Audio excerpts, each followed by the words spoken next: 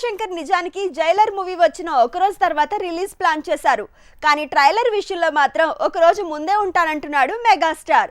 ఇక సూర్య కంగువాతో trend set చేసే పనిలో ఉంటే యంగ్ హీరోలు నితిన్, వరుణ్ మాత్రం కెరీర్ కి రిపేర్లు చేసుకునే పనిలో పడ్డారు. పోలాశంకర్ మూవీలో తన పాత్రకు డబ్బింగ్ పూర్తి చేసింది తమన్నా. ఇక సినిమా టీం 27న ట్రైలర్ లాంచ్ చేయబోతోంది.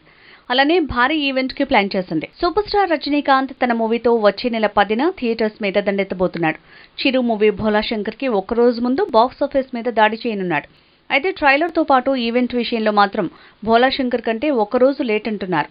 జైలర్ ట్రైలర్ ఈ నెల 28న చెన్నైలోని నెహ్రూ స్టేడియంలో రిలీజ్ చేస్తారని తెలుస్తోంది. కోలీవుడ్ స్టార్ సూర్యతో శివ తీసిన మూవీ కంగువా ఆల్రెడీ టీజర్ పేలింది. ఏప్రిల్లో ఈ మూవీ మొదటి భాగం రాబోతోంది. ఇక 10 భాషల తాలూకు ఓవర్సీస్ రైట్స్ 45 కోట్లని తేలింది. 2 భాగాలుగా వస్తున్న ఈ మూవీ ఏప్రిల్, అక్టోబర్ అంటూ ఒకే ఏడాది మీద 2 సార్లు దాడి చేయబోతోంది. Mega prince Varun Tej Gandeevadhari Arjuna teaser తో సందడి పెంచాడు. ఇక హిట్ కోసం ఫేట్ తో ఫైట్ చేస్తున్నాడు.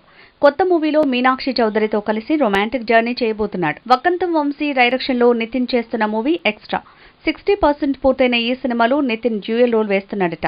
దీంతో దీన్ని కిక్ 2 ఫార్ములాని వాడుతున్న ఫిల్మ్ టీమ్ అని పోలుస్తున్నారు. కామెంట్ల దాడి పెంచారు.